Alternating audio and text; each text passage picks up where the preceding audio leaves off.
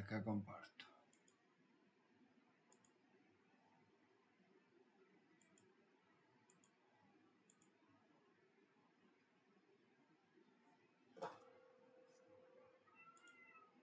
Bien.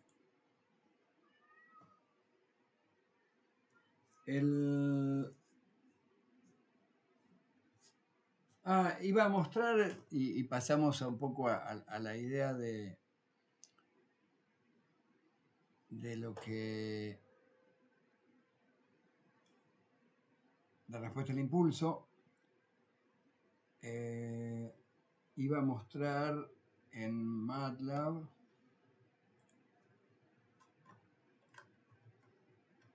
Acá tengo... Esto es C. Un sizing cost.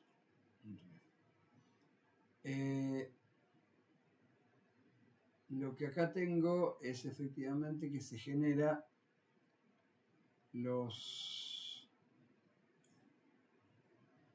gráficos. No cambia la escala de último, creo que lo tengo adaptado para algo que sigue ahora, pero los mismos que estaban ahí, pero están en datos. Y esos datos también están en Excel por si uno quiere acomodarlos, graficarlos, revisar. La ventaja acá es que uno puede superponer los gráficos y de hecho hace un momento lo intenté hacer, algo tenía, pero tendría que revisarlo. Pero lo que intenté hacer hace un ratito, a ver si es este, no, es el que estaba, creo que este es el Antaire que estaba recién. Cuando superpongo los tres, solo para los que están como recintos de máxima, me queda esto. No le puse escalas ahora, pero sin la parte espejada, o sea, es la mitad de arriba, pero hay muy poquitos puntos que me están manteniendo que en los tres casos son recintos perfectos. Pero bueno, teniendo los datos uno después eso puede jugar. Así que los tienen disponibles ahí en formato MATLAB y en formato Excel. Y por si alguien quiere ponerse a jugar. Cox tiene eso muy bueno. Si uno busca, es común que uno pueda encontrar datos puros de lo que ha publicado como para poder repetir cosas, estudiar, analizar. Está bueno. En varios casos me pasó que hay que husmear un poquito, pero a veces lo baja en GitHub o está en algún repositorio o en algún lugar de la web la info de él mismo resolviendo alguna de estas cosas. Bueno, vamos entonces a, creo que a tomar de acá.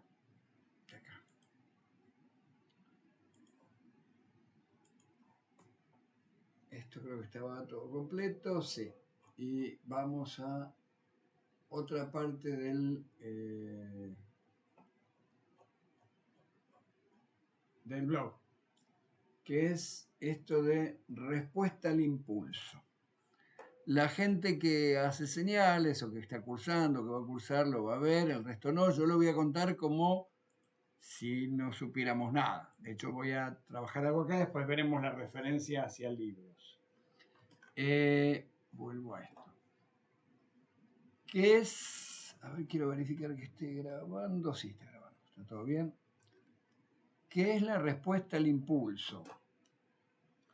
Es una noción muy importante en procesamiento de señales en general y tiene que ver con cuando yo tengo me lo voy a imaginar porque a veces es más fácil pensar en un sistema electrónico, un amplificador, un ecualizador o algo, y a la entrada, si yo pudiera a la entrada provocar un clic muy breve, ahora después explicaré por qué y qué características tiene, un clic de muy alto nivel y muy breve duración puede no convenir por otras cosas prácticas, pero si pudiera, lo que obtengo a la salida es lo que se conoce como respuesta al impulso.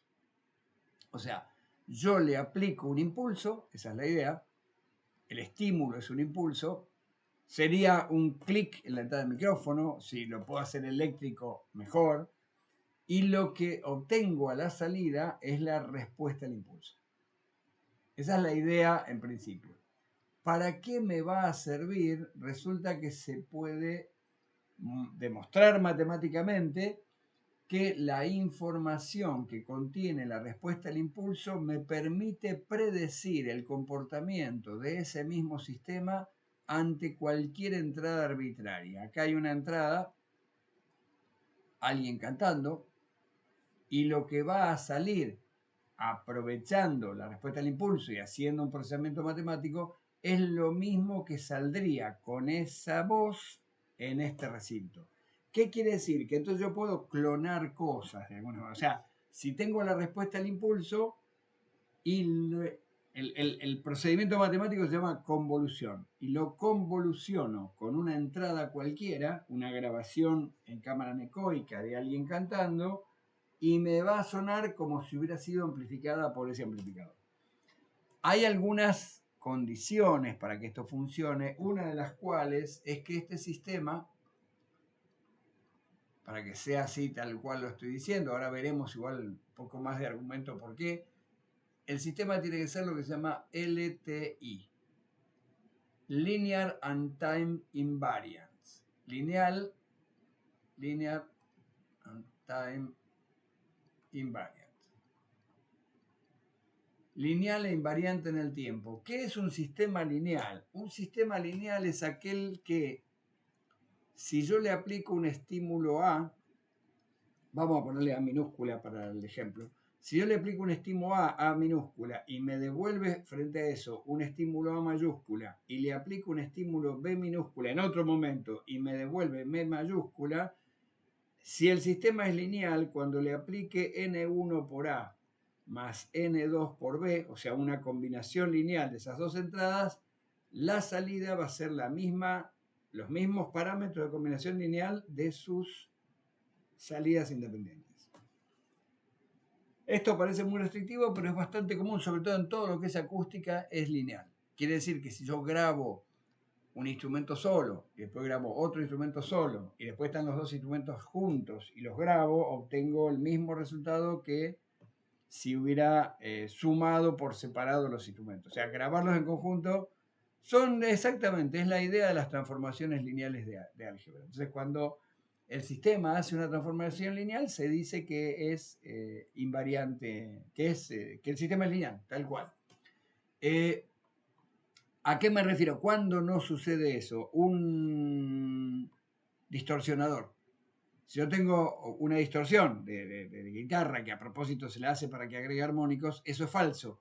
¿Por qué? Porque la distorsión normalmente aumenta con el nivel. Si yo le pongo bajo nivel, la señal sale igual. Si le pongo un nivel alto, la deforma. Y entonces ya no es lineal, porque quiere decir que esta señal, solo por ser más grande, me salió distinta. Y eso no es cierto. O sea, los sistemas que saturan, los que distorsionan, ya no cumplen. Pero en acústica, prácticamente siempre estamos en sistemas lineales. El prácticamente siempre es que a veces se estudia acústica no lineal. ¿Por qué? Porque están en un tipo de gas muy particular o por un nivel muy alto. De hecho, Beranek, creo que en las primeras páginas menciona que la acústica sería lineal hasta unos 110 dB de nivel de presión sonora. Porque tiene que ver con la ley de los gases, de alguna manera. Lo voy a decir así. Debido a la ley de los gases, la transformación que tenemos es algo así, y nosotros en las ecuaciones, cuando hicimos todo el truco de P por B a la gamma, etc., cuando hacemos una pequeña variación estamos linealizando. Entonces consideramos que este cambio es una pequeña recta. Eso se aparta cuando el nivel de presión sonora empieza a crecer.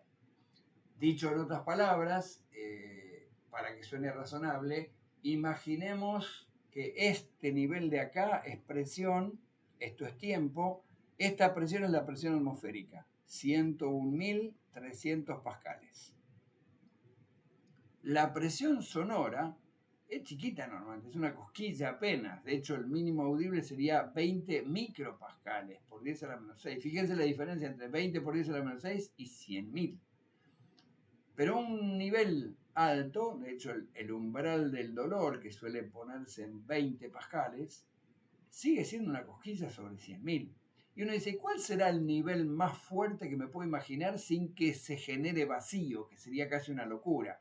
Y sería aquel que acá llegue hasta 200.000 y en el pico mínimo llegue a cero. Quiere decir que tuviese unos aproximadamente 100.000 pascales de variación. Eso ya sería un delirio. Cuando miro eso, y a ver, no tengo duda de que por encima de eso y un poco antes de eso, ya la onda se deformaría, en el sentido, no es creíble que haya en un océano una ola tan grande que la altura a la que llegue sea el doble de la profundidad y que en un momento haga vacío y que sea prolijita acá y acá en cuanto a la forma. O sea, cuando empieza a agrandarse tanto, es muy probable distorsión. Bueno, cuando hacen este cálculo van a ver que no da tan grande como uno se imaginaría, porque este es el valor pico. Habría que hacer el RMS, que sería unos 70.000, pero hagámoslo sobre los 100, que es más fácil de calcular. 20 por log de 100.000, resulta que 100.000 es 5. O sea, no, 100.000 es 5, sí. 5, ¿qué me pasa acá? Que no me está dando 100.000 pascales. Ah, lo tengo que dividir por los 20 micros. Así que me convenía, bueno, me va a dar la mitad. 20 por 10 a la menos 6. Vamos a hacer 200 y le resto 6 de B, que es más fácil ahora para pensar. Si acá tengo 5 y acá tengo 11, eso me da 200, más o menos unos 200 dB. Hay que hacer el cálculo bien, yo lo hice. Pero, o sea, es una locura 200 dB, pero 200 dB generaría vacío. Mucho antes de eso es imaginable que deje de ser lineal en el sentido de que la ola de presión que sube y la que baja empiecen a no ser igual de fácil subir una cantidad importante de pascales que bajarlo. Eso con más precisión es que Beranek habla de aproximadamente unos 110 dB si uno quiere ser bastante detallista respecto de acústica lineal. Normalmente hasta 120 se lo suele considerar en la práctica. Si uno estuviera trabajando con niveles más altos, no para ensordecer gente, sino por motivos físicos de otro orden, ya hay que pensar quizá en acústica no lineal. Pero bueno, todo esto me fui de mambo, pero es para decir, si el sistema es lineal, que es equivalente a una transformación lineal, como dijeron ahí, entonces lo que tengo es que al grabar un impulso obtengo la respuesta al impulso que va a ser reproducible. Y me faltaba algo más, que es el time invariant. Es mucho más fácil que se cumpla, pero vamos a hacer al revés. ¿Qué sería un time variant? ¿Qué sistema sería uno que varía en el tiempo? Uno que amplifica a la mañana con una cantidad y a la tarde otra. Entonces, no da lo mismo en qué momento hago las cosas. Es un delirio así, pero supongamos que tiene una especie de variación. Por ejemplo, un equipo valvular con la temperatura. Desde que lo prendo hasta media hora después, hasta que se van calentando las válvulas, estoy exagerando, pero para el ejemplo, tarda 30 minutos en que se estabilice todo. Entonces, si yo hago una experiencia a los 2 minutos y la hago a los 30, el resultado no me da igual en cuanto al amplificador de válvula, cómo amplificó. ¿Y qué quiere decir eso? Que este no lo puedo considerar time invariant. Si yo hubiera hecho la experiencia del estímulo A acá, el B lo hago acá y sumo, el resultado ya no me va a servir. Por ahí lo que sí, en ese caso, si espero que todo se estabilice de acá en más, es time invariant. O sea, time invariant es que no depende del momento temporal. Si hago un desplazamiento temporal de cualquier impulso, la respuesta es simplemente el mismo desplazamiento temporal. O sea, si hago un impulso ahí o lo hago acá, me da exactamente lo mismo, solo que si acá había un delta t, acá hay el mismo delta t. Eso sería time invariant. Un time variant sería que eso no es cierto. Pero digo, en acústica es rarísimo imaginar un caso que sea time variant. Bien, si el sistema es lineal e invariante en el tiempo, entonces la respuesta al impulso caracteriza al sistema. Es que una cosa más acá. ¿Qué vamos a considerar nosotros en acústica en muchos casos? Sobre todo en acústica pensada en acústica de recintos, pero vamos a considerar que cuando yo tengo un recinto, lo que tengo es un sistema como el de arriba. ¿Qué quiero decir? Va a haber un lugar acá donde hay un parlantito. Esa es mi entrada. Mi entrada va por probablemente electrónica por un cable. Acá yo voy a meter un impulso o lo mejor que pueda para no romper el parlante. Después lo discutiremos. Pero si pudiera meter un impulso sería, le estoy metiendo un impulso al sistema a través de lo que este parlante hace. Este parlante emite el impulso y en otro lugar hay un micrófono que lo capta y esta sería la respuesta al impulso. O sea, emito un impulso desde un punto del recinto, lo capta. Si voy a lo que hacía Cox, él lo simulaba, pero sería algo equivalente a decir, bueno, lo que voy a hacer en el recinto para tener todos los picos máximos de los modos, voy a poner el parlante en una esquina acá abajo y voy a poner el micrófono en otra esquina de acá y obtengo la respuesta al impulso. Lo que él obtenía ahí era el efecto de la grabación, que es la respuesta al impulso de ese micrófono. Genero un impulso acá y lo grabo ahí arriba. Ahora, ¿qué tiene que ver eso con lo que veíamos, que era el espectro y los modos? En ese camino vamos. Voy a volver al texto, que sé que después les pongo el link para que lo sigan. O sea que para nosotros, la respuesta al impulso va a ser el equivalente a lo que acá aparecen como barritas. Si yo pudiera que esta fuente, que es una persona, no, ahí hay un parlante, la persona está escuchando. Hay un parlante ahí, esa fuente emite un pulso que sería un clic. Debido a las reflexiones le aparecen varios clics que serían la respuesta al impulso. O sea, debido a ese sonido directo, la respuesta que el recinto le genera es toda esta serie de clics corridos. Obviamente cuando lo grabe de verdad va a haber altibajos, va a haber cambios de fase, pero eso me da una idea. Acá hay efectivamente dos respuestas al impulso de un mismo recinto en distintos lugares y de hecho lo tengo en MATLAB, dos ejemplitos. Después van a ver de dónde. La respuesta al impulso es eso, simplemente grabar, grabar un clic muy breve o algún otro modo que sea un poco más práctico para hacer eso mismo. Pero voy acá, ahí estamos, acústica, respuesta al impulso. Corro esto y debería, si no me... no estoy me parece que no estoy en la carpeta correcta. Tengo que ir a MATLAB y correrme, claro, no está encontrando CLC. Esto era MATLAB acústica. No, acá, creo que acá. Sí, sí. Ahí estamos.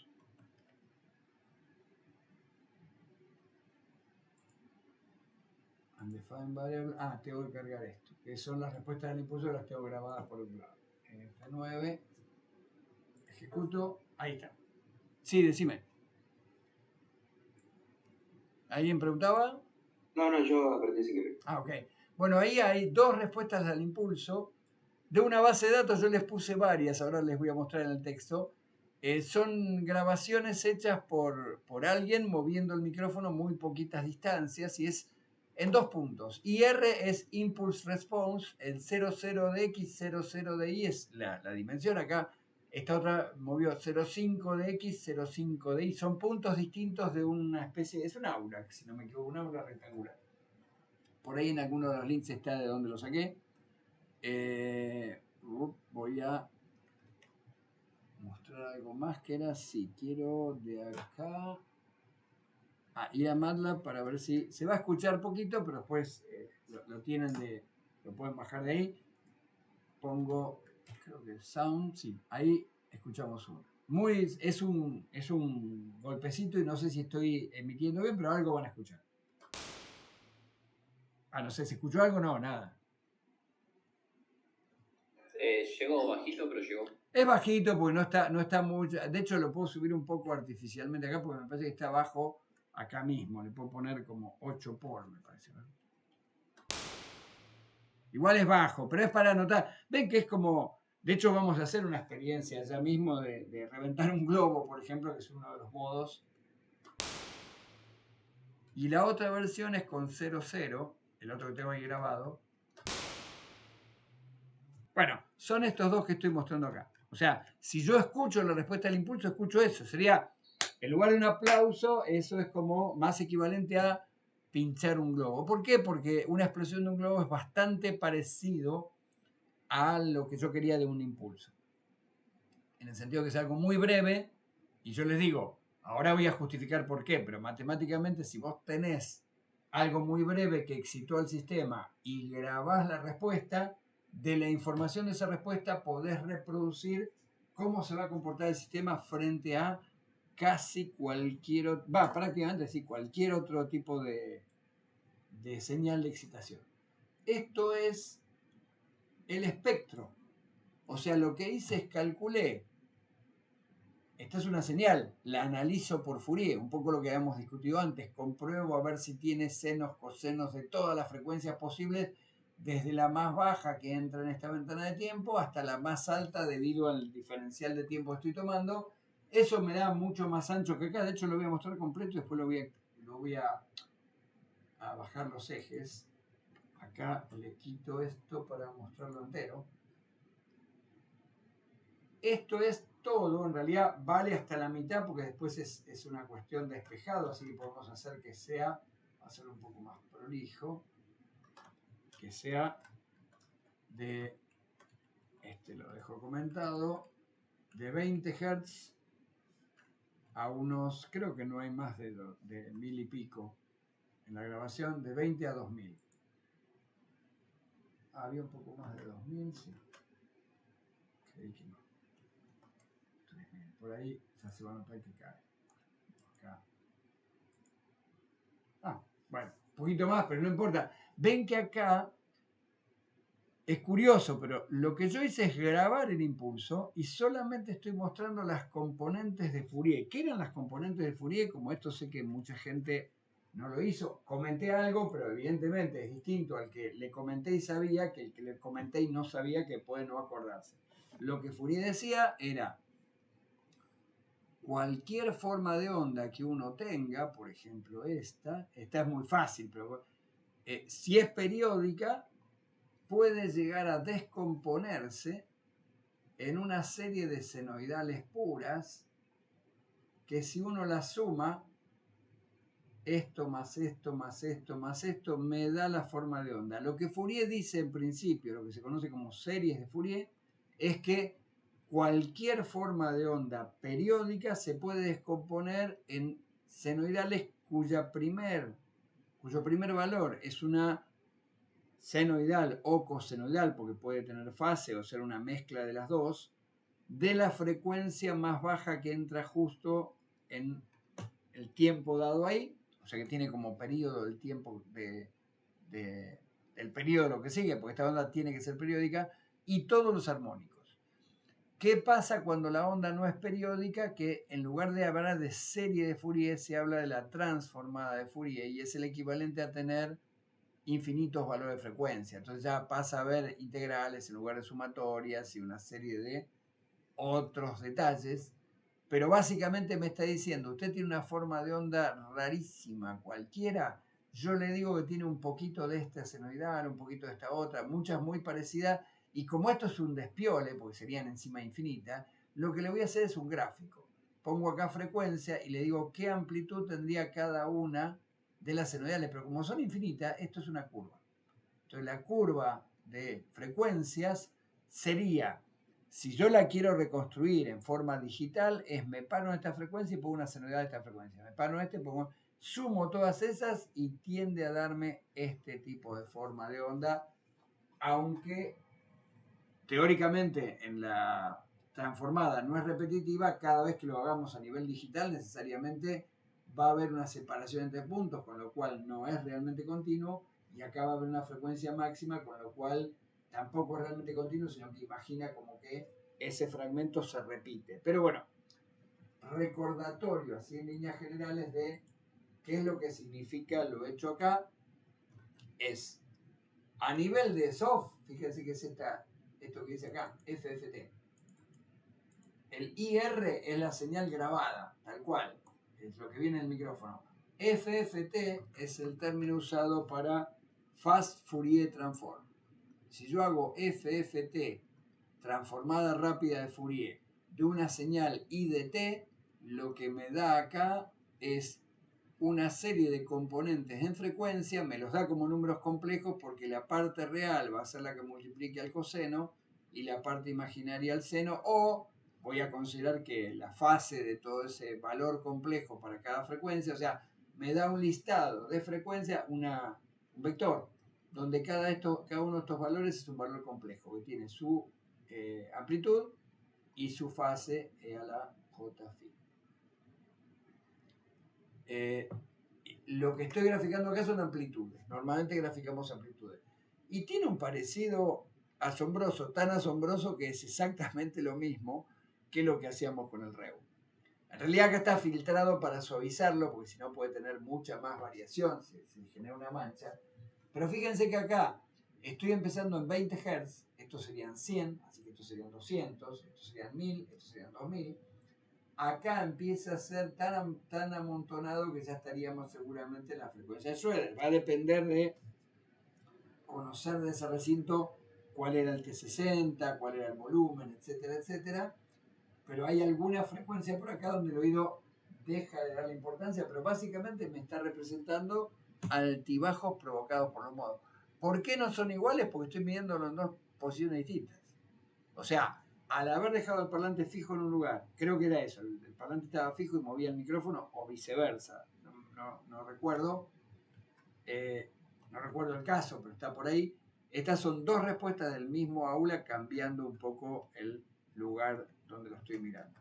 Y creo que lo que tengo por acá lo tengo más filtrado, entonces sí, acá lo filtro un poco más y lo pongo entre 20 y 300, pero bueno, es modos de representarlo y de verlo. El hecho de que caiga acá, lo que normalmente es lo más probable es que esto debe haber sido hecho sin un subwoofer, con un parlante común. Entonces no le da el cuero al parlante común para emitir señales en la parte baja. Cuando uno simula con el REU, si le quita el subwoofer van a ver que esta parte se cae, porque de alguna manera la respuesta al impulso, si yo me estoy imaginando que el impulso se lo estoy dando a la parte eléctrica que va al amplificador del parlante, o sea, acá, si pudiera meterle un impulso, lo que sale por acá ya es una respuesta al impulso del amplificador y del parlante. Después voy a tener respuesta al impulso de la sala. Entonces, normalmente podría ser que tenga que conocer perfectamente cuánto afecta el parlante. A veces para ciertos estudios no nos interesa, pero esto es lo que está pasando acá en este gráfico. Esta parte de acá es porque probablemente la respuesta del parlante ya tenía una forma así, con lo cual el recinto le agrega altibajos, pero lo suma, lo superpone a lo que el parlante por sí mismo tendía a producir. Bien, vuelvo al blog. Entonces, esos son los dos impulsitos, impulso y convolución. Acá estoy tratando, lo tengo de hecho animado, así, lo tengo en el propio MATLAB. Ahí lo tengo después para que lo miren, pero por acá está. En esos puedo mirar la energía de esos impulsos. Fíjense que acá vuelvo a representar lo que hice recién, pero los represento elevándolo al cuadrado. O sea, voy a mostrar que lo puedo poner en figuras distintas. Para que tener los dos. A este lo voy a poner en figura 2. Y entonces puedo tener en figura 1 el de acá. Esta es la figura 1. Así me quedó Igure. Ahí está. Y acá está.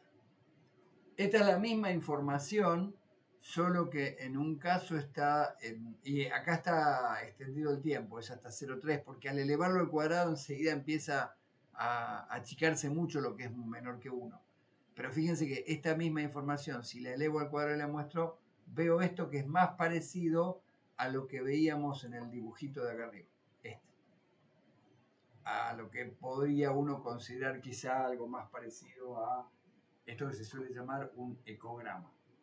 Pero bueno, curiosidad nada más. Lo tenía ahí para calculado, filtrado. Vamos a energía del impulso acá. Respuesta al impulso y reconstrucción. Vamos a hacer esto. Miren acá. ¿Qué estoy haciendo ahí? El impulso es el de acá arriba. Lo puedo escribir acá. A ver, ¿estoy en el lugar correcto? No.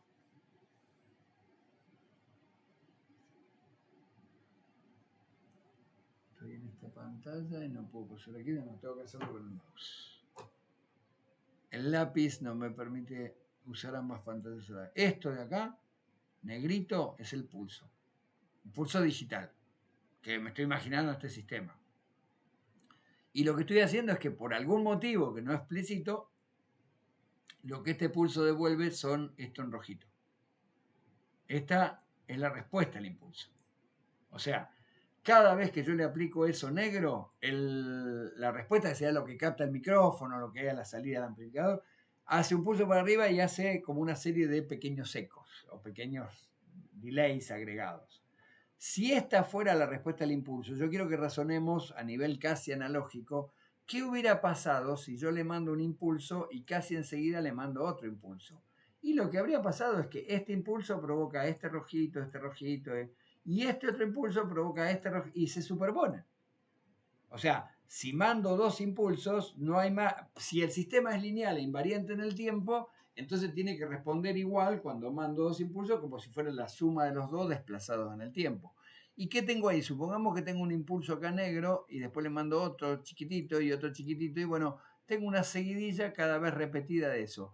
Y si la forma acá fuera distinta, fuera así, después así, después así, cada cachito de eso lo puedo pensar como un impulso con sus propias respuestas, con lo cual si sumo todos los elementos rojitos, me responde a, creo que captan la idea, la forma tan arbitraria como a mí se me ocurra que tenga. O sea, ya no tengo más problema si conozco este primer caso de acá, conociendo ese caso de acá, puedo predecir cualquier otro simplemente sumando todas las respuestas instante a instante. Lo estoy diciendo tramposamente en un sistema discreto, porque hay que amacarse en uno continuo, porque esos son infinitos valores, pero se puede demostrar matemáticamente que eso es lo que hace esa extraña cuenta que se llama convolución. Entonces, ¿qué es la convolución? Es una operación matemática que se describe, lo voy a anotar por acá, así, a ver, creo,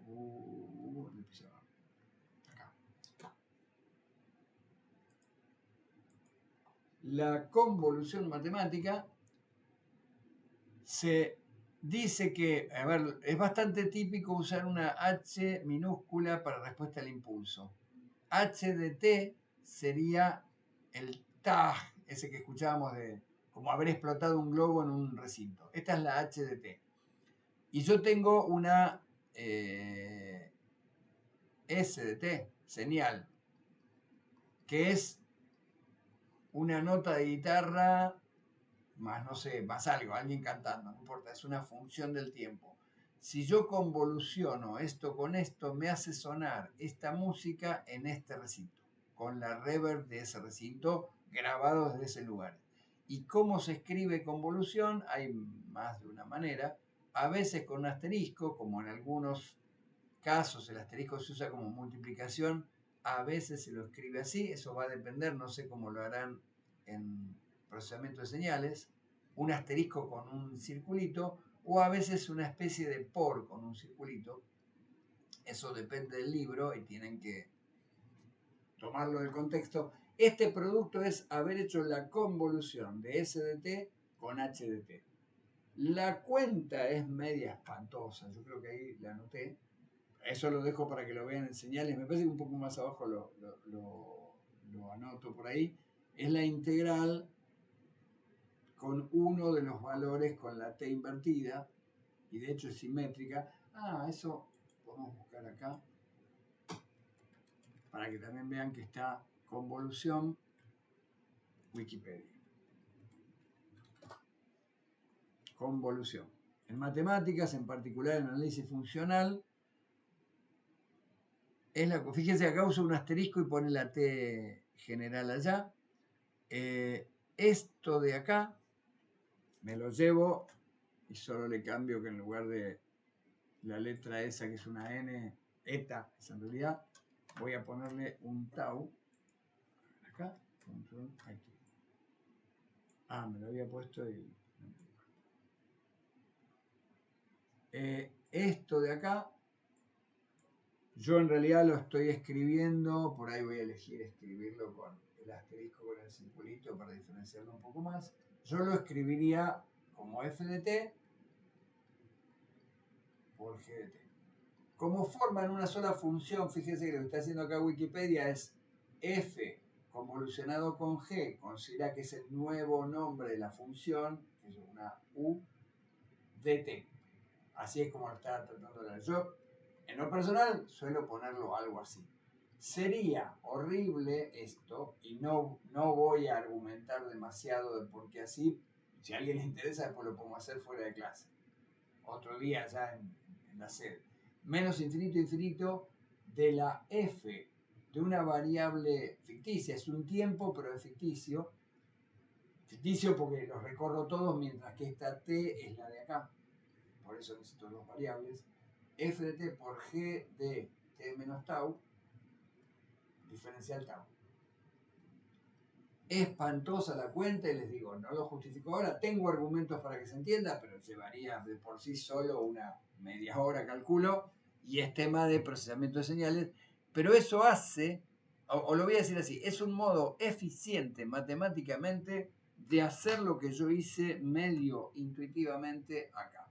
Vuelvo acá. ¿Qué hice medio intuitivamente acá? ¿Cómo obtuve esto? La negrita es mi F y la roja de acá arriba, lo voy a hacer acá si lo marco. Esta roja de acá es la H de T. La respuesta al impulso de T es la rojita de ahí. ¿Por qué? Porque la negra es el impulso, la rojita es la respuesta del impulso. Lo tengo grabada, H de T. Y esta negra de acá ahora es mi F o mi señal de T. Si yo convoluciono S de t con H de t, termino obteniendo la roja de acá, que es la respuesta. O sea, la convolución es todo eso. Un modo de hacerlo puede ser uno por uno sumando todos, pero aunque intuitivamente parezca un poco más fácil, se vuelve virtualmente, no, realmente imposible hacerlo con funciones continuas. Bueno, ese lío de la integral es el modo de lograr algo equivalente a lo que acabo de decir ahí. Con lo cual hay que pedalear bastante para que suene razonable, pero de hecho fíjense que es equivalente a dar vuelta a una de las funciones, hacer una integral. Eso es lo que Wikipedia va intentando mostrar acá. Acá arriba, me fui, porque sin querer apreté esto. Esto de acá, una de las funciones la está dando vuelta y la recorre para hacer la integral, así que acá lo hace el movimiento. Todo esto es el modo de tratar de representar visualmente qué se hace con esa integral. Pero básicamente, miremos este gráfico, me lo puedo robar, creo que guardo así y lo llevo a la pantalla. Me puedo robar para escribir encima, porque acá si yo lo levanto, esta pizarra es mágica, por suerte. Lo que acabo de bajar, ahora lo voy a trasladar a la tableta, ahí, y acá está. Pero le puedo escribir encima, esa es una gran ventaja.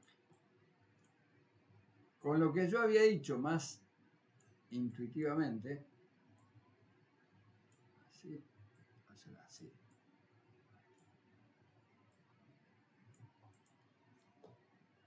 Fíjense que acá lo que está tratando de convolucionar es qué le pasaría a una de esas funciones. La convolución es simétrica, cualquiera de los dos, o sea, f convolucionado con g va a ser igual que g convolucionado con f. Entonces, puedo tomar cualquiera de estas como la señal. Yo voy a considerar que este es la señal. En lugar de ser un impulso, es muchos impulsos. Esta es la señal de t. Y que la respuesta al impulso es esto.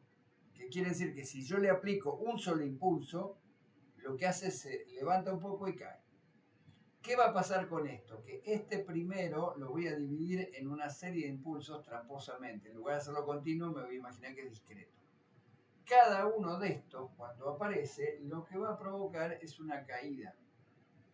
Pero resulta que un instante después le aparece el segundo impulso, que es este, y por lo tanto acá vuelve a aparecer algo igual que se suma al anterior, con lo cual va a subir un poquito y va a bajar como el efecto de los dos. Y después va a volver a subir un poquito porque van a ser tres, pero ojo, va a ser el primero ya bajó un poco, el otro bajó un poco, este va a ser entero, entonces no sube lo mismo. Lo que va a terminar pasando es que hasta llegar acá la onda va a subir y a partir de ahí va a empezar a caer, que es lo que terminamos viendo acá. O sea, esto sube hasta ahí y a partir de ahí empieza a caer. Debido a que es una integral, acá empezó no de un punto cero, porque estamos considerando saltos discretos. Si hubieran sido cosas muy, muy cortitas, el primero era poco lo que sumaba respecto a todos los demás. Pero básicamente es esto, interpretar esto a nivel de cuenta con la integral, es ese despelote. Pero no es otra cosa conceptualmente que lo que hago de imaginar que divido una señal muy compleja en una infinidad de impulsitos y lo sumo. Voy a todo esto porque es un concepto después bastante importante y que lo van a ver en varios momentos. Jorge, una pregunta. No entendí por qué la respuesta hay un desfase, arranca antes. ¿Me explico? No en la respuesta, sino en el gráfico. ¿Este decís vos? O... Claro, sí, bueno, en el gráfico. Pensé que era el gráfico que representaba la... Sí, de alguna manera representa el modo de cálculo, pero tiene que ver con la trampa, con lo que no estoy contando. La trampa. No es trampa, sino todo lo contrario. Con la demostración matemática, voy a volver acá para atrás para que me aparezca. Ahí.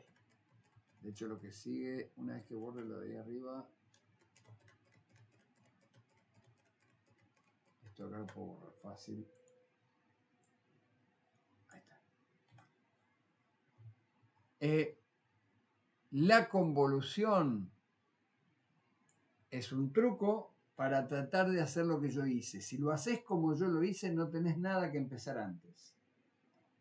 El tema es que la convolución, con la integral esa que va desde menos infinito a infinito, es un truco para ordenar. A ver, intento algo, debido a la pregunta, supongamos que mi respuesta al impulso simplemente repite la misma señal dos veces, una más chiquita que la otra. O sea, este es el impulso y esta es la respuesta. Lo voy a poner en rojito. La respuesta repite las mismas señales, cada vez la mitad de la anterior y un poquito más bajas. ¿Yo qué debería hacer para calcularlo? Para calcular, por ejemplo, tengo tres impulsos iguales, debería poner otro acá. Y esto va a repetir acá a la mitad y acá a la mitad. Y después poner otro igual. Y repetir acá la respuesta a la mitad y la respuesta a la mitad. O sea, dividí mi señal, que estoy imaginando que mi señal van a ser tres impulsos iguales para simular un poco esa ondita cuadrada que está ahí. Y esto sería el primer caso, esto sería el segundo caso y esto sería el tercer caso. ¿Cuál es el lío? Que cuando yo digo cuál es el resultado en este punto de acá, estoy tomando esta señal sin retardo, esta señal con un poquito de retardo, esta señal con más retardo que no tiene nada. Entonces acá me aparece solo el primer pico. Cuando voy al segundo instante, estoy tomando esta señal con esa cantidad de retardo, esta con esa misma cantidad de retardo, pero estaba desplazada. Todo ese lío se muestra que yo lo puedo simular o lo puedo obtener haciendo un truco que es poniendo una señal o la señal, la dejo fija acá, toda la señal, y voy haciendo pasear esto artificialmente hacia atrás. Cuando esto coincida, cuando no coincidan para nada, no hay respuesta. Cuando llegue a coincidir justo este acá, lo que voy a obtener es esto multiplicado por las barritas, que en realidad debería ser la mitad, me quedó mal dibujada. La primera barrita que es la mitad me da que el primer resultado es este, que es la mitad. Después, cuando lo vuelvo a correr y me aparece la mitad acá y acá me aparece un cuarto, voy a estar sumando la mitad de este y el cuarto de este, que es lo mismo que hubiera hecho acá en el segundo lugar. Es medio trabalengua, no garantizo que con lo que haya dicho, estoy tratando de resumirlo mucho, se entienda, pero es lo que se demuestra matemáticamente, que si hago este truco extraño de traerlo desde menos infinito, hasta que no llegue a tocar no hace nada, y a partir de que toca va a ser igual que lo que estoy haciendo acá. Como las funciones acá son recortadas, pero podrían ser infinitas para algún lado, tendría que traerlo desde menos infinito. En la práctica, toda esta parte es inútil. O sea, mientras está viniendo y no hay nada, no da resultado. Recién cuando empieza a estar cerca es que aparece.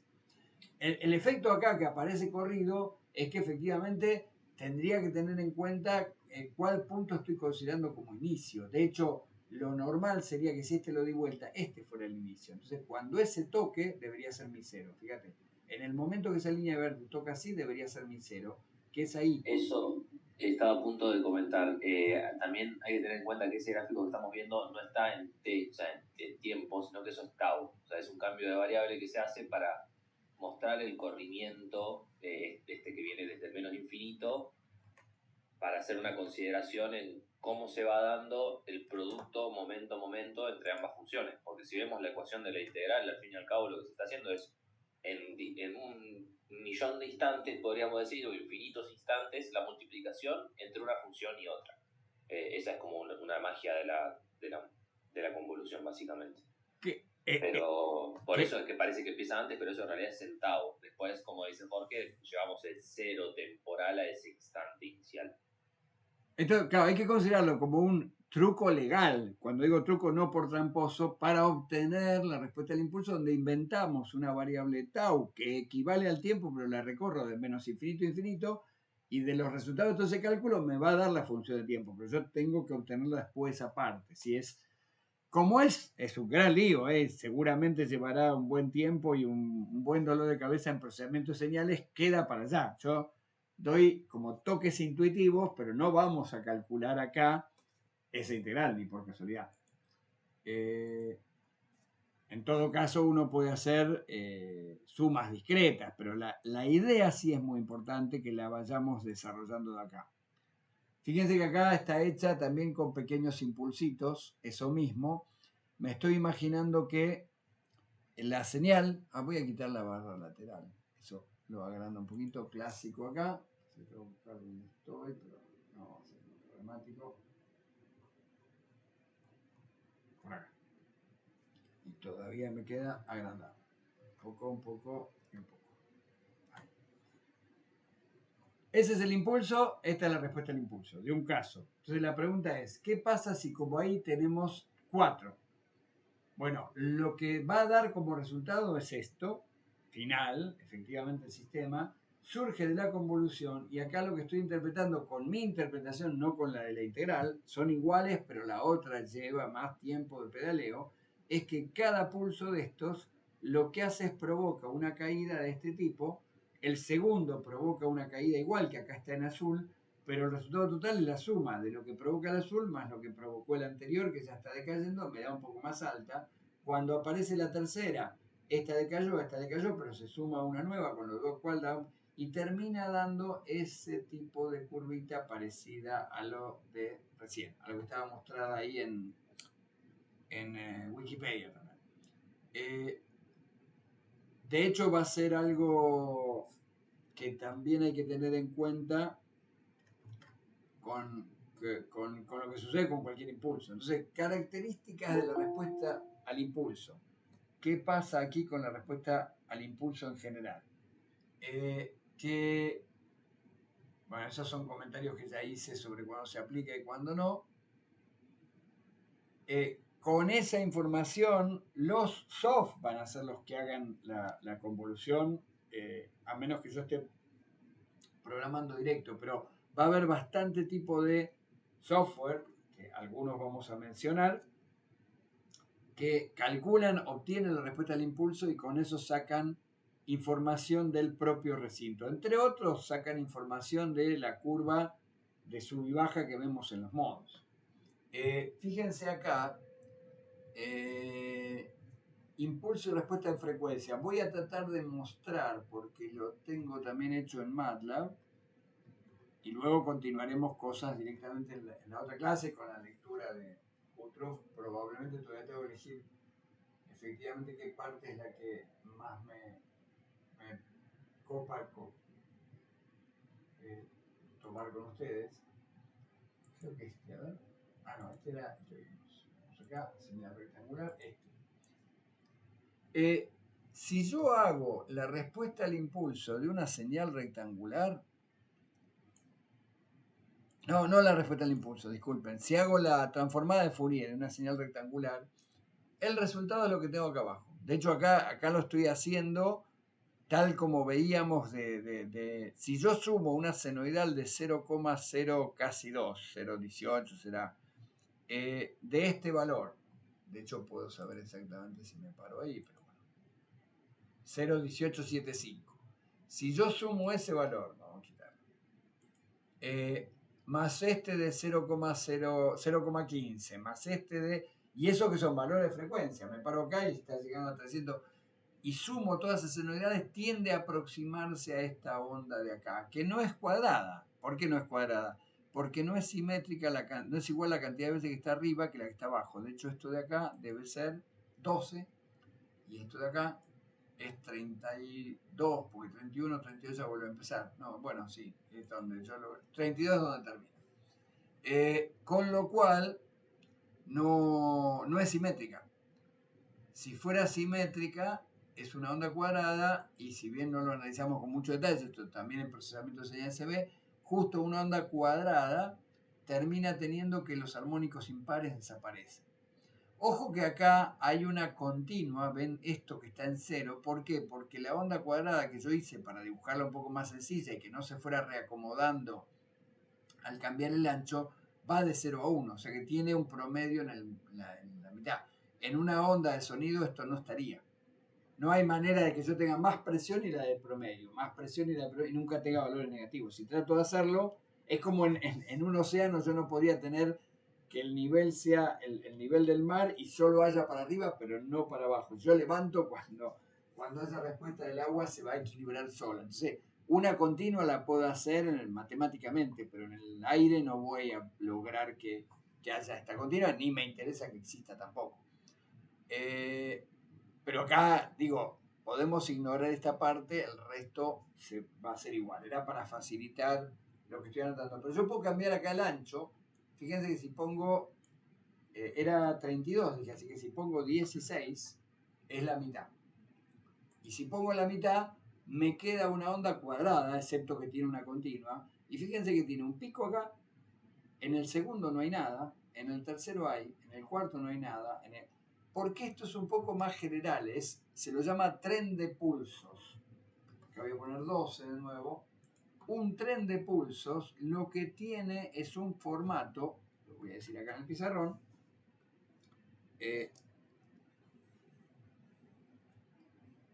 es muy común encontrar mucha info que habla de la onda cuadrada. Depende si está centrada tipo, esta sería tipo coseno porque está justo ahí ordenada. Esa se forma por armónicos que empiezan con la fundamental, que sería esta, hasta que llega a la mitad de acá. Eso sería este es el T0, y acá sería F1, T1, primer armónico, 1 sobre T1, y después armónicos de eso. Pero los pares no están, está el 3, el 5, el 4 no está el 5, y cada uno de ellos tiene una amplitud. Si esta es la amplitud 1, esta es la amplitud 1 sobre 3, esta es la amplitud 1 sobre 5. ¿Por qué esa casualidad? Se demuestra matemáticamente, pero justamente es una serie muy relativamente sencilla de escribir, que si yo multiplico a 1 por un coseno que tiene frecuencia 1, después le sumo a 3, que en realidad es a 1 sobre 3, por el coseno de algo que tiene 3 veces la frecuencia, más, ojo, no estoy escribiendo ni el omega ni nada, es para hacer la idea, a 1 sobre 5, coseno de 5 veces la frecuencia, más, sigo así, tiendo a formar una onda cuadrada, me va a quedar algo así, pero cuanto más valores agregue, más se parece a una onda cuadrada. Esta es típica, es conocida. ¿Qué pasa si yo, en lugar de hacer onda cuadrada, lo que hago algo como esto que no es mitad y mitad, que dura menos? Lo que termina pasando es que hay una especie de línea de puntos que es como la envolvente, ahora la voy a mirar, la que estaba en rojo creo en los dibujos, y acá van a estar las barritas igualmente espaciadas. O sea, si este es el periodo T1, la primer frecuencia de acá, F1, va a ser 1 sobre T1, igual que lo que calculamos antes, pero ahora no es que se va a cancelar la mitad, hay un punto de cancelación que coincide con 1 sobre el tiempo que está alto esto de acá. Este TA me da una cierta frecuencia de cancelación que es justo la mitad de ese tiempo. Entonces, ¿qué pasaba acá? Que cuando esto estaba a la mitad del tiempo arriba, si TA es la mitad de T1, entonces la frecuencia esta de acá, perdón, es el doble y entonces se cancela justo los lugares pares. Cuando no coincide con la mitad es algo parecido, pero los puntos de cancelación van cambiando, depende de qué tan angosto sea el pulso. Esta es una idea que me parece importante a nivel intuitivo para lo que sigue. Voy a mover esto en lugar de borrarlo por las dudas, por si hay preguntas. En un ratito termino, pero quiero cerrar la idea. Si alguien se tiene que ir, obviamente se va y queda grabado. Pero vamos acá. Fíjense acá. Este era creo que este era el original, ¿era? Pensé que lo había cambiado. Este, no sé si tiene 10, 11, 12. Sí, en 12. Volví a poner el de 12. El de 12 cancela en un punto de acá, que sería la frecuencia. Si la calculo hay que hacer la cuenta, pero la línea roja no está en ningún lado, sino que es una especie de cuestión casi diría conceptual. Dale, tranqui. Acá va cayendo y se vuelve 0 en este punto y se vuelve 0 en ese punto, pero tiene una forma de esto que se puede predecir. De hecho, tiene una forma que se calcula y a veces se lo llama función sinc y tiene que ver con el seno de x sobre x, temas que exceden el interés detallado acá, pero vuelvo al MATLAB para ir cambiando. Cuando habíamos puesto 16, resulta que eso hace que la curva es la misma, el sinc, pero ahora los puntos cero justo coinciden, entonces es la ley que la gente conoce de que esto tiene un valor, esto tiene el tercio de ese valor, esto tiene un quinto de ese valor y termina siendo la onda cuadrada. Pero ahora me interesa ir para el otro lado. ¿Qué pasa si lo achico mucho más? Por ejemplo, le pongo acá 7 por ahora. Vamos a ir achicándolo de a poco. Bueno, que el punto se aleja. Vamos a poner 3. O sea, un ancho de 3, muy finito. Ven que el punto donde cae se aleja. Y entonces, ¿qué pasa si ese pulso es muy finito?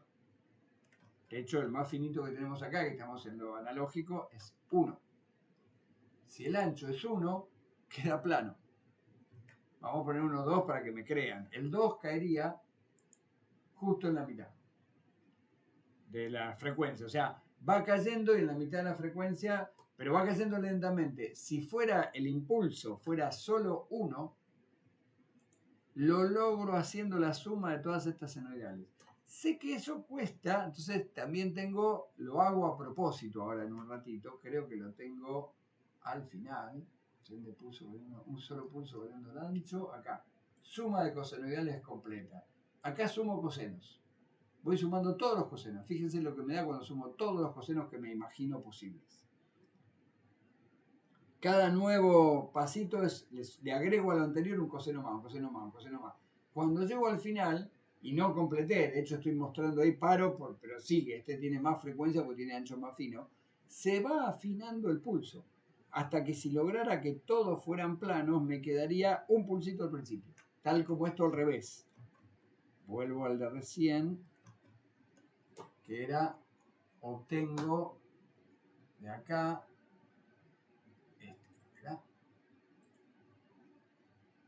bueno, ahí lo estoy haciendo de a poco, está bien, hago todo el ciclo variando. Si empiezo lo vuelvo a correr, empiezo desde la onda cuadrada, hasta que cuando se hace muy angosto, este es el secreto de por qué la respuesta al impulso me sirve. Ahora voy en camino, con eso cierro hoy y lo trabajamos más la vez que viene. Pero tengo otra cosa más, todavía acá hay mucha separación, entonces vamos a ver otra cosa, que es qué pasa si varío la separación. O sea, mantengo el mismo ancho de pulso. Si mantengo el mismo ancho de pulso, ¿se acuerdan que el 1 sobre este tiempo me dice dónde cae la línea rojita? Así que si eso no lo cambio, fíjense que todos estos, la línea rojita no cambia. Pero como separo entre pulsos, lo que cambia es qué tan cerca están las rayitas. Entonces, vamos al pizarrón. Conclusión, que estoy pretendiendo tener por parcial hasta ahora. Si usted tiene pulsos que no son un cuadrado perfecto, sino que tiene un ancho más chiquito, lo que va a tener es una especie de envolvente que usted puede calcular, aunque sea en forma aproximada, se puede calcular perfecta, pero por ahora podemos calcular los puntos donde en 1 sobre TA va a haber un mínimo. O sea que si lo hace bien angostito, lo que tiene la ventaja es que esto se mantiene casi plano durante mucho tiempo. Si lo llega al mínimo posible, va a ser prácticamente plano. Lo que todavía me falta es que debido a esta separación, que llamo T1, cuanto más grande es esa separación, como la primer frecuencia es F1 igual a 1 sobre T1, si T1 crece, estas líneas se juntan. O sea, esto va a ser así. Pero si yo de repente ahora a T1 lo agrando, hago muy finito el pulso y lo agrando, lo que voy a tener es que va a haber una envolvente que cae lentamente y además muchas barritas muy juntas. ¿Y eso qué quiere decir? Que estoy llenando todo. O sea, estoy llenando todo. Es como si estuviera pudiendo mandar en simultáneo todos los cosenos con fase cero y con amplitud igual o casi igual. ¿Y cuál es la ventaja con eso?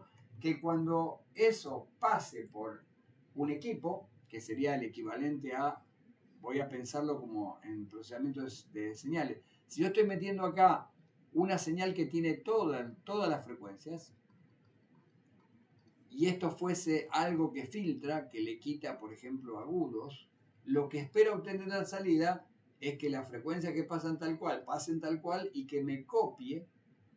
O sea, si meto un impulso es como meter todas barritas iguales, con lo cual la respuesta al impulso me va a dar el perfil de cómo se comporta esto. Incluso con datos de fase. Esa sería la idea de por qué un impulso, que sería un solo pulso infinito, me da los resultados que me da. Lo que vamos a ver la próxima, y también mostrando ahí cómo usar el REU, eso ya va a estar en el blog, por si alguien lo va mirando, es cómo se hace esto a nivel de implementación. Acá está toda la seguidilla, están los cálculos, está mostrando todo esto.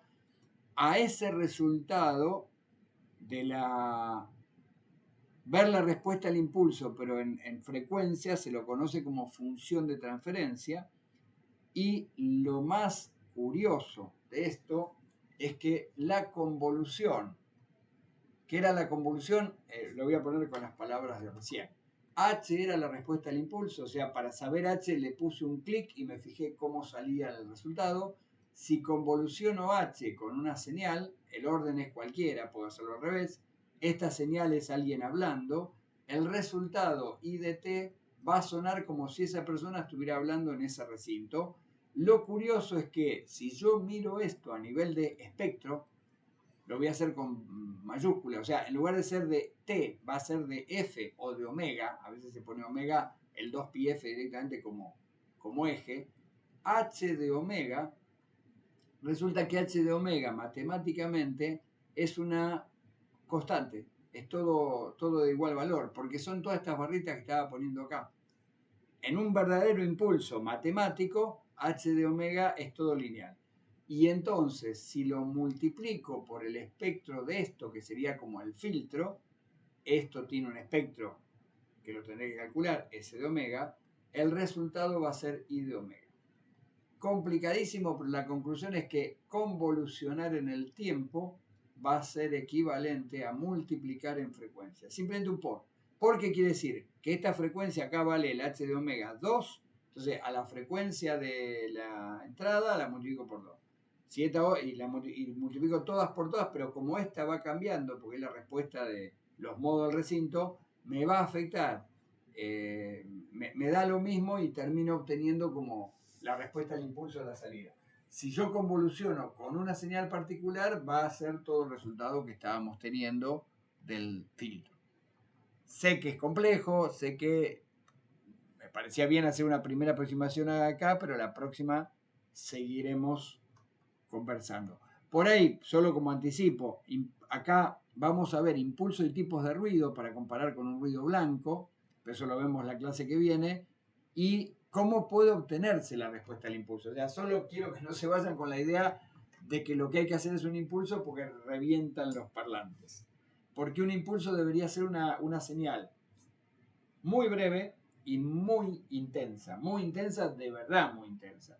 Y eso haría bosta cualquier parlante. Entonces, hay estrategias para lograr algo que dé como equivalente la respuesta al impulso sin emitir un impulso a través de un parlante.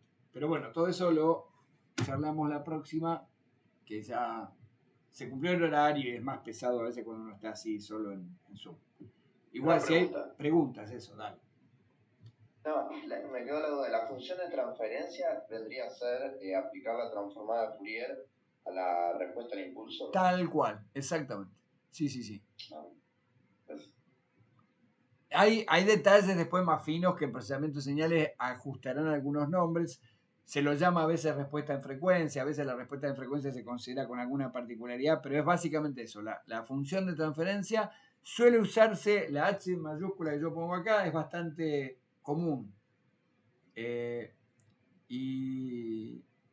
se usa mucho para varias cosas. Una cosa que a mí me copa mucho, que más adelante hablaremos, alguno quizá ¿escucharon hablar alguna vez alguno de HRTF?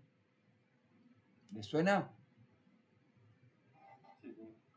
Esta es Head, cabeza, Related, relacionada, Transfer Function, función de transferencia. Básicamente se refiere al H de una cabeza, de un maniquí o humana.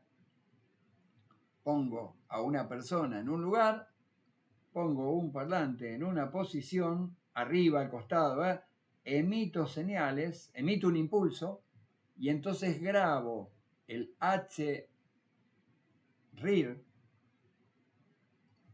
Esto de IR es impulse response y R podría ser, este sería izquierdo, entonces left, HLIR, y acá grabo el HRIR.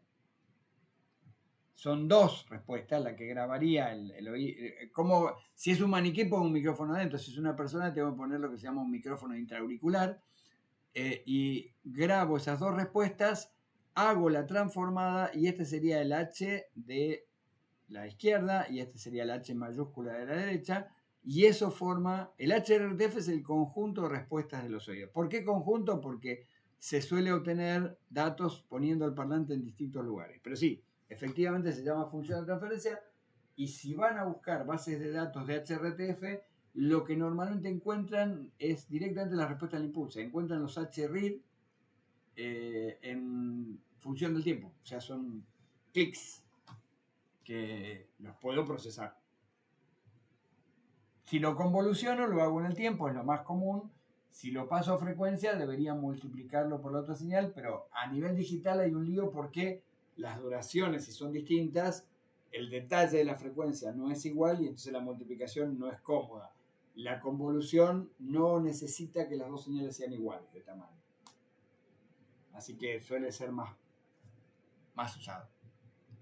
¿Alguna otra? Sé que habrá millones de preguntas. Ahora, al terminar esto, voy a poner los links. Igual lo tienen en el blog, pero como está en otro orden, voy a poner los links directamente a estas partes que estuvimos viendo y a las que vamos a seguir viendo, pero son temas bastante complejos que uno va entendiendo de a poco. Pero pregunten todo lo que sea necesario, tanto ahora como en la clase que viene. No sé, Sebastián, si... Sebastián. Santiago, si tenés algún comentario adicional.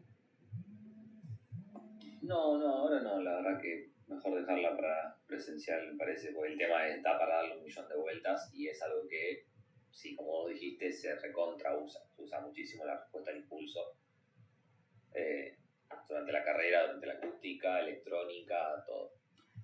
Ahí no sé, después programamos nosotros, pero si conviene, ya este lunes quizá algo podemos hacer, y si no, el otro jueves llevo globos y hacemos algún barrido y alguna grabación de globo ahí en el aula. Sí, ya, todo, hasta algún petardo capaz. Ahí vamos a tener problemas. Bueno, Bueno, pero sí, seguro el jueves que se pueden quedar también. es cierto, mejor el jueves, sí, lo corremos para el jueves, así no hay problema de ninguno de los que se tiene que ir y demás, y puede estar Pedro también y listo, bárbaro. Bueno, nos vemos el próximo lunes, yo ahora en un rato agrego los links a esto, porque así tienen las páginas, la cuestión es, esto es básicamente una cuestión más conceptual, pero está bueno que vayan como metiéndose a ver los simuladores, a captar esas ideas, pues son ideas interesantes y de mucho peso en toda el área de acústica. Nos vemos entonces el lunes. Dale, profe, nos vemos. Buen fin de... Hasta luego. Sí, quedó grabada. La clase quedó grabada, la subo. Así. Chao, Hasta luego. nos vemos.